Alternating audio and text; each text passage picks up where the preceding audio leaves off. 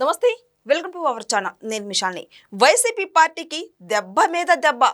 YCP మాజీ మంత్రులు party వీడనున్నారా అంటే అవుననే సమాధానం వస్తుంది. వాళ్ళు ఎవరెవరు? ఇలాంటి అంశాలను చర్చించే ముందు స్టూడియోలో ఉన్నారు అనలిస్ట్ అశోక్ కుమార్ గారు ఉన్నారు. వారిని అడిగి తెలుసుకునే ప్రయత్నం చేద్దాం. అశోక్ గారు నమస్కారం. నమస్తే అండి. ఇప్పుడు వైసీపీ పార్టీలో మీడియా ముందుకు వచ్చి మాట్లాడే వాళ్ళు కూడా పార్టీ నుండి వీడుతున్నారని సోషల్ మీడియాలో చక్కెర్లు గట్టిగా కొడుతుంది. అసలు ఆ పార్టీ నుండి వీడుతుంది ఎవరెవరు, ఎందుకు వీడుతున్నారు, ఆ పార్టీ తర్వాత ఏ విధంగా ముందుకు వెళ్ళబోతుందంటే ఏం చెప్తారు? మీరు ఇంట్రోలను కరెక్ట్గా అంటే కొంతమంది ఎవరో పలానా వాళ్ళు మాట్లాడుతున్నారు, మీడియా సమావేశానికి వచ్చి మాట్లాడుతున్నారు అనుకునేట్టు కాదు, కరెక్ట్ ఇంట్రోలో వివరించారనమాట. ఏంది మంత్రులు అనమాట. మరీ ముఖ్యంగా విడదల రజని ఆ రోజున వైద్య శాఖ మంత్రిగా పనిచేసింది. ఇంకా మరీ ముఖ్యంగా అంబటి రాంబాబు అయితే నీటిపారుదల శాఖ మంత్రిగా పనిచేశాడు. ఇంకా పర్యాటక శాఖ మంత్రిగా రోజా ఉన్నారు. మనం ఇదంతా చూసాం మన కళ్ళెదుట. అయితే మంత్రుల స్థాయిలో ఎంత బిజీగా ఉంటారు. ఈరోజు ఈ కూటమి ప్రభుత్వంలో మంత్రులు ఉన్నారు. చీటికి మాటకు వచ్చి ఏమన్నా మీడియా సమావేశాల్లో మాట్లాడుతున్నారా? మాట్లాడినా కూడా ఏదంటే సబ్జెక్ట్ పైన మాట్లాడతారు. కానీ సబ్జెక్ట్ పైన మాట్లాడేటప్పుడు మనం ఏ యూట్యూబ్ ఛానల్లోనో మెయిన్ స్ట్రీమ్లో చూస్తే వ్యూస్ తక్కువ ఉంటాయి. అంటే జనాలకి ఎట్లా అలవాటు పడినారంటే వాస్తవంగా నిజాయితీగా ఒక పాజిటివ్ సబ్జెక్టు, ఒక వాట్సాప్ గవర్నెన్స్ ఇలాంటి ఏదన్నా చేస్తే జనాలకి ఎట్లా ఉపయోగపడుతుందని ట్రై చేస్తే దాంట్లో వ్యూస్ వెళ్ళవు. ఎవరినైనా తిడితే అవి పోతాయి అనమాట వ్యూస్. ఆ రకాన మంచి గడప దాటేలోపు చెడు ఊరంతా తిరిగేసి వచ్చినట్టు ఆ విధంగా ఈరోజు వీళ్ళు మాట్లాడుతుంది కూటమి ప్రభుత్వం చేసేటువంటి మంచి గురించి. అయితే ఆ రోజున ఆ మంత్రులు ఎవరైతే ఉన్నారో అంబటి రాంబాబు విషయానికే వస్తే నీటిపారుదల శాఖ మంత్రినా నోటిపారుదల శాఖ మంత్రినా అని అందరికీ డౌట్లు వచ్చేది. ఆ రోజున ఆయన ఎగిరి గంగిరెద్దు మాదిరి గంతులేసినటువంటి విధానాలు మనం చూసాము. ఆయన దగ్గర సబ్జెక్ట్ ఉన్నా లేకున్నా కూడా మీడియా సమావేశం ముందు కెమెరా కన్నా కనిపిస్తూ ఉంటే ఇమ్మీడియట్గా ఇష్టానుసారం పేటరైపోతాడనమాట. సబ్జెక్ట్ అనవసరం. మచ్చుకోక ఒక ఉదాహరణ ఏంటంటే ఎవరి బిడ్డలో ఏ తల్లి కన్నబిడ్డలో మొన్న ఆ మధ్య మాక్ అసెంబ్లీ సమావేశాలని చెప్పి నిర్వహించారు. అది చూసి వైసీపీ వాళ్ళకి కనీసం చిన్నపాటి సిగ్గనే తెచ్చుకోవాలి కదా. అది లేకపోగా ఆ పిల్లలపైన పడి ఏడుపులు, ఆ పిల్లలపైన ట్రోలింగ్లు. ఆ రోజు ఏమన్నాడంటే అంబటి రాంబాబు స్పీకర్ కుర్చీలో వచ్చి ఒక పాప కూర్చోంటే మీరు ఎట్లా కూర్చొని పెడతారు, ఎంతో కాలం చిన్నపిల్లలు అయితే మాత్రము స్పీకర్ కుర్చీ అంటే ఎంత పవిత్రమైంది, ఆడ పిల్లల్ని ఎట్లా కూర్చొని పెడతారు అని అడిగినాడు. ఏమవుతుంది బా స్పీకర్ కుర్చీలో కూర్చుంటే? లాజిక్ ఏంది? అసలు అది స్పీకర్ కుర్చీ కాదురా స్వామి, బయట వేసినటువంటి సెట్టింగ్ అది. కేవలం అసెంబ్లీ సమావేశాలు ఏ విధంగా ఉండాలా, ఆ రోజు రామారావు గారు కావచ్చు, లేకుంటే అంజయ్ గారు కావచ్చు, లేకుంటా ఉంటే ఇంకా పెద్ద పెద్ద వెంకయ్యనాయుడు గారు కావచ్చు, ఎర్రంనాయుడు గారు కావచ్చు, ఇట్లాంటి వాళ్ళు అరిదోహించినటువంటి అసెంబ్లీ సమావేశాలు ఆ విధంగా కన్స్ట్రక్టివ్ మోడ్లో మంచి భాష ఉండాలా, ఇష్టానుసారం బూతులు తిట్టకూడదనే విధంగా అందరికీ ఒక మెలుకు ఇచ్చే విధంగా ఆ విధంగా తీసుకెళ్ళినటువంటి మాక్ అసెంబ్లీ. కానీ ఆయన ఆ విధంగా పోర్ట్రేట్ చేశాడు అంబటి రాంబాబు. ఈయన పార్టీ మారుతున్నాడు అని ఖచ్చితంగా ఊహాగానాలు వస్తున్నాయి. ఎందుకంటే నేను కూడా ఈ మధ్య ఒక వీడియో చేశాను. 500 మంది కార్యకర్తలతో అంబటి రాంబాబు సీదా ఈ యొక్క తాడేపల్లి ప్యాలెస్కి పోయి జగన్మోహన్ రెడ్డి గారి ముందు బైఠాయించాడు. ఏంది అంటే అంతకుముందు 1.5 నెలల కాలం నుంచి అంబటి రాంబాబుకి ఎదురుగా ఎవరైతే జగన్మోహన్ రెడ్డి గారు ఆయన కులస్తుడిని ఆడ ఇన్ఛార్జ్గా పెట్టాడో సత్తెనపల్లికి, ఆ భార్గవరెడ్డి అనేటువంటి వ్యక్తిని, ఆయన యొక్క ఆధిపత్యాన్ని ఈయన తట్టుకోలేక ఆయన్నే కానీ ఇదే మాత్రం ఖర్చు పెట్టుకుంటూ పోతాడండి. రేపో మాపో ఏదన్నా సమావేశాలు ఉంటాయి, లేకుండా ఉంటే ధర్నాలు ఉంటాయి, రాస్తా రోకోలు రకరకాలవి ఉంటాయి. వీటన్నిటికీ పెట్టుబడులు పెట్టుకున్న ఎవరు? భరత్ రెడ్డి అనేటువంటి వ్యక్తి సత్తెనపల్లిలో. రేపు జగన్మోహన్ రెడ్డి గారు టికెట్ భరత్ రెడ్డి గారికే ఇస్తాడు. అప్పుడు ఈయన పరిస్థితి ఏమైపోతుంది? మాజీ నీటిపారుదల శాఖ మంత్రి అయినటువంటి అంబటిది ఏమైపోతుంది? ఇది ముందుగానే గ్రహించాడు. అదిగాక దగ్గరలో ఉండేటువంటి సర్పంచ్ ఎలక్షన్స్ కావచ్చు, స్థానిక సంస్థల ఎలక్షన్స్ కావచ్చు, అదే సర్పంచ్ అంటే ఎంపీటీసీ, జెడ్పీటీసీ ఇట్లాంటి ఏ అయినా సరే వాటిలో టికెట్లు ఎవరు కేటాయిస్తారు? జగన్మోహన్ రెడ్డి గారు కాదు కేటాయించేది. ఆ లోకల్ పరిస్థితుల రీత్యా ఇదే భరత్ రెడ్డి గారు ఖచ్చితంగా కేటాయిస్తారు. సత్తెనపల్లి కేంద్రంగా గెలిపోవటంలో ఇంకా దైవాధీనం అనమాట. ఆ తర్వాత సంగతి అక్కడ అంటే ఆయన ఆధిపత్యం కోల్పోతున్నాడు అనేది మనకు సుస్పష్టం. ఇందుకు గాను పార్టీకి దూరంగా ఉండాలని చెప్పి నిర్ణయం తీసుకొని ఆయన ఆ మధ్య అమెరికాకు పోవడము, తర్వాత ఇక్కడికి వచ్చిన తర్వాత కూడా స్తబ్దుగా ఉండడము, మరీ ముఖ్యంగా ఓజీ సినిమా గ్రాండ్ హిట్ అయిపోవాలా, బంపర్ హిట్ అయిపోవాలని చెప్పి ఎప్పుడూ లేనటువంటి పల్లవిని ఎత్తుకున్నాడు అనమాట. పవన్ కళ్యాణ్ గారిని పోగొట్టడం మొదలుపెట్టినాడు. ఎట్టయితే అట్ట అయిపోయిందో ఇంకా జగన్మోహన్ రెడ్డి గారి పార్టీలో ఇమ్మడలేము. ముందు నుయ్యి వెనక గుయ్యిగా ఉన్నటువంటి పరిస్థితిని చెక్క బండి మేలే, బొమ్మ బండి మేలే, బొమ్మ బొరుసు లెక్క అటు జగన్ దగ్గర ఉన్నా ఓకే, లేకుండా ఇటు పవన్ కళ్యాణ్ గారి పార్టీకి పోయినా ఓకే అన్నట్టు ఈయన 2 ట్రిగ్గర్ కొట్టేశానమాట. రెండిట్లో ఏదైనా బండిలే అన్నట్టు. ఆ విధంగా ఉన్నది ఆయన పరిస్థితి. పోతే జనసేనలోకి పోతే సరే మంచి చెడ్డ బేరీ చేసుకొని ఆయన ఏమైనా తీసుకుంటారు లేదో నాకైతే తెలియదు. కానీ పవన్ కళ్యాణ్ గారి పైన ఆయన మాట్లాడినటువంటి మాటలు ఇప్పటికీ సోషల్ మీడియాలో చక్కర్లు కొడతానే ఉన్నాయి. అంటే ఒక ఓవరాల్గా ఇప్పటికున్నటువంటి అసంప్షన్ ఏంటంటే అంబటి రాంబాబు జనసేనకు పోతాడని అనుకుందాం. ఇంకా విడుదల రజనీ గారి వ్యవహారానికి వస్తే ఈవిడిపైన వాళ్ళిద్దరితో పోలిస్తే ఎవరైతే అంబటరాంబాబుతోనూ అదేవిధంగా ఆర్కే రోజాతోనూ పోలిస్తే ఈవిడపైన కొన్ని విమర్శలు తక్కువ, కాకుంటే అవినీతి ఎక్కువ కావచ్చు కాక టీడీపీలోకి రావాలనుకుంటే అనుకోవచ్చు. కానీ ఆ లోకల్ పరిస్థితులు ఎట్లున్నాయి ఈ విడుదల రజనీ గారికి బాగానే లేవు.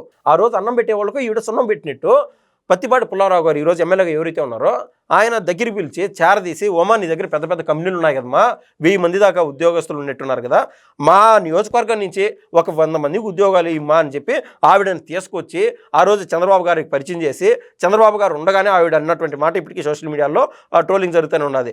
మీరు పెట్టినటువంటి మొక్క సార్, సైబరాబాద్ మొక్కను సార్ నేను అని చెప్పి ఆవిడ మాట్లాడినటువంటి మాటలు. సో అవన్నీ చేసిన తర్వాత నారా చంద్రబాబు నాయుడు గారిపైన, లోకేష్ గారిపైన, కళ్యాణ్ గారిపైన ఆవిడ మాట్లాడినటువంటి మాటలతో ఈ రోజున టీడీపీ గేట్లు క్లోజు. సరే విమర్శల్లో ఎన్ని వెరీ నార్మల్గా ఉండొచ్చు కాక, కానీ పక్కనుండే వాళ్ళకి వెన్నుపోటు పొడిచే రకం కాబట్టి విడుదల రజనీ గారు టీడీపీ గేట్లు క్లోజ్ అయిపోయినాయి విడుదల రజనీ గారికి. అదే క్రమంలో జనసేన తీసుకునేటువంటి పరిస్థితుల్లో లేదు విడుదల రజనీ గారిని. ఇంకా ఆవిడకున్నటువంటి ఆప్షను కూటమిలోని వేరే పార్టీ బీజేపీ ఉండొచ్చు కాక, వాళ్ళతో టర్మ్స్ అండ్ కండిషన్స్ ఎట్లున్నాయో మనకు తెలియదు, కానీ ఖచ్చితంగా బీజేపీ కూడా గేట్లు క్లోజ్ చేసిందని మనకైతే అర్థమవుతుంది. ఎందుకంటే ఇదే గుంటూరు జిల్లా వాసినటువంటి మినిస్టర్గా ఉన్నటువంటి సెంట్రల్ మినిస్టర్ చంద్రశేఖర్ గారు ఎవరైతే ఉన్నారో పెమ్మసాని చంద్రశేఖర్ గారితోనూ అదేవిధంగా లావు శ్రీకృష్ణదేవరాయ గారితోనూ ఈవిడ పేచి పెట్టుకున్నది. అంత పెద్ద స్థాయిలో ఉండేవాళ్ళు ఢిల్లీలో మొబైలైజ్ చేయలేరా బీజేపీలోకి వద్దు సార్ వీడి క్యారెక్టర్ ఇవన్నీ. అట్లా గతంలో వైద్య శాఖ మంత్రిగా ఉన్నప్పుడు ఒక్కొక్కరి కాడ 20 లక్షలు తీసుకునింది, 15 లక్షలు, ఇంకా ట్రాన్స్ఫర్లు కట్ట 5 లక్షలు తీసుకునింది, డబ్బులు దనుకునింది అని చెప్పి సింపుల్. ఆవిడ పార్టీలోకి రాకుండా ఆపగలిగే శక్తి అందరికీ ఉండదు, వెరీ సింపుల్ అనమాట. ఒకవేళ ఆవిడ పైన ఫోకస్ చేస్తే వీళ్ళు ఎవరు చెప్పాల్సిన పని లేదు, బీజేపీ కూడా తీసుకోదు. ఇంకా మరి ముఖ్యంగా మనం మాట్లాడితే ఇంకా ఆర్కే రోజా గారి వ్యవహారం, ఆవిడ పరిస్థితి ఎట్టున్నదంటే వైసీపీలో ఉన్నటువంటి ముఖ్యులు ఎవరైతే ఉన్నారో ఇదే చిత్తూరు జిల్లాకి సంబంధించి పెద్దిరెడ్డి రామచంద్రారెడ్డి టోటల్ రాయలసీమకి అన్అఫిషియల్ సీఎం, అట్లాంటిది చిత్తూరు జిల్లాకి అన్అఫిషియల్ సీఎంగా మెలిగినాడనమాట ఎవరు జగన్మోహన్ రెడ్డి గారి ప్రభుత్వంలో. అటువంటి కాలంలోనే హనుమంతుడి ముందు కుప్పిగంతులు ఎందుకు అన్నట్టు ఆయన ముందు ఈవిడ చేసినటువంటి ఓవర్ యాక్షను, ఏది నాకు ఒక సపరేట్ బలం ఉండాలి, నాకు అవతల తమిళనాడు నుంచి బలం ఉండాలి, జగన్మోహన్ రెడ్డి గారికి అత్యంత క్లోజ్ అయిపోయినానని చెప్పి ఈవిడ ఒక ఎర్రితనంలో ఉందని నేను స్పష్టంగా చెప్పగలుగుతా. ఏడేమో వీళ్ళు డబ్బులు దనుకుంటున్నారు, ఇది లిక్కర్ స్కామ్ అంట అది ఇది అని చెప్పి పెద్దిరెడ్డి మిథున్ రెడ్డి గారు కావచ్చు వీళ్ళందరూ. కానీ ఆవిడ ఏది బయట మీడియాలో మాట్లాడితే మనం పెద్దోళ్ళం కదా అనే రూట్లో ఆడిపోయి ప్రతిసారి నారా లోకేష్ గారిని, ఆయన సతీమణిని, అదేవిధంగా ఆయన తల్లిని, అదేవిధంగా నారా చంద్రబాబు నాయుడు గారి పైన అయితే ఒంటెత్తి కాలపైన లేచి మాట్లాడుతూ ఉంటుంది. ఈరోజు ఏమైంది పరిస్థితి, ఇదే నగిరి నియోజకవర్గంలో ఆవిడని తొలగించి వేరే వాళ్ళని ఇన్ఛార్జ్గా పెట్టున్నారు. అంబటరాంబాబు గారికి ఏ గతి అయితే జరిగిందో ఈవిడికి అదే జరిగింది. అదేవిధంగా మనం ఇందాక మాట్లాడినాం కదా విడుదల రజనీ గారి వ్యవహారం, ఆవిడమ్మా ఇక్కడ వద్దు నీ సేవలు అయిపోయినాయి చిలకలూరుపేటకి, ఇక్కడ నుంచి నువ్వు రేపల్లికి పో అంటే రేపల్లికి పోతే నేనైతే ఉండనంటే ఉండలేను అని చెప్పి జగన్మోహన్ రెడ్డి గారికి ఆవిడ కూడా ధమ్కిచ్చేసినది విడుదల రజనీ గారు. ఇప్పుడు ఆర్కే రోజా విషయానికి వస్తే పెద్దిరెడ్డి రామచంద్రారెడ్డి గారు ఎప్పటి నుంచో ఆవిడ ఉండకూడదు చిత్తూరు జిల్లాలో, వేస్ట్, ఆవిడ మాట్లాడేటువంటి మాటల వల్లే చిత్తూరు జిల్లాలో 14 సీట్లు కాస్త తగ్గిపోయినాయి. పెద్ద పెద్ద ఉద్దండ పెండాలనుకునేటువంటి వాళ్ళు చెవిరెడ్డి భాస్కర్ రెడ్డి లాంటి వాళ్ళు కూడా ఓడిపోయినారు. ఈవిడ వల్లే దారుణాలు జరిపినాయి. ఆవిడకి నోరికి అడ్డు అదుపు ఉండదు, సబ్జెక్ట్ తెలీదు, సబ్జెక్ట్ తెలియకుండా కేవలం బూతులపైన ఫోకస్ చేస్తున్నారు.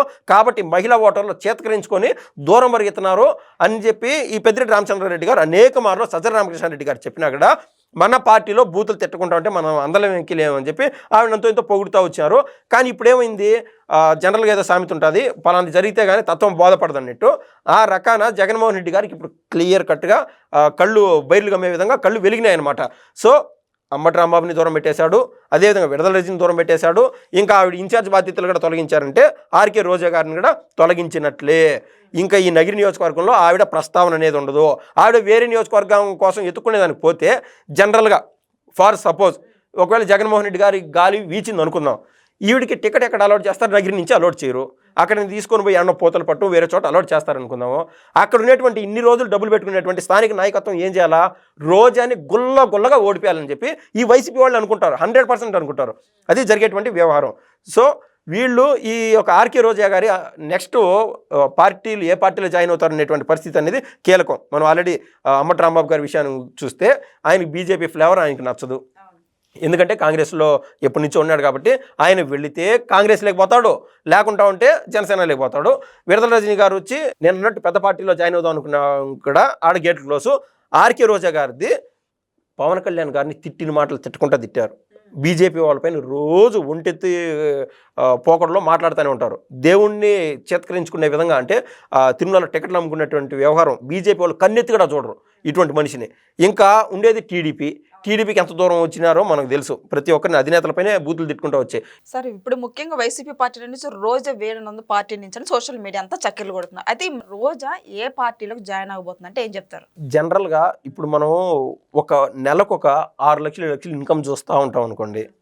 అది దాటి ఆ సందర్భంలో ఎవరన్నా చెప్పేటువంటి సలహాలు ఏం మనకు కన్ను మిన్ను తెలియదు పరిస్థితులు ఏం జరుగుతాయని చెప్పి.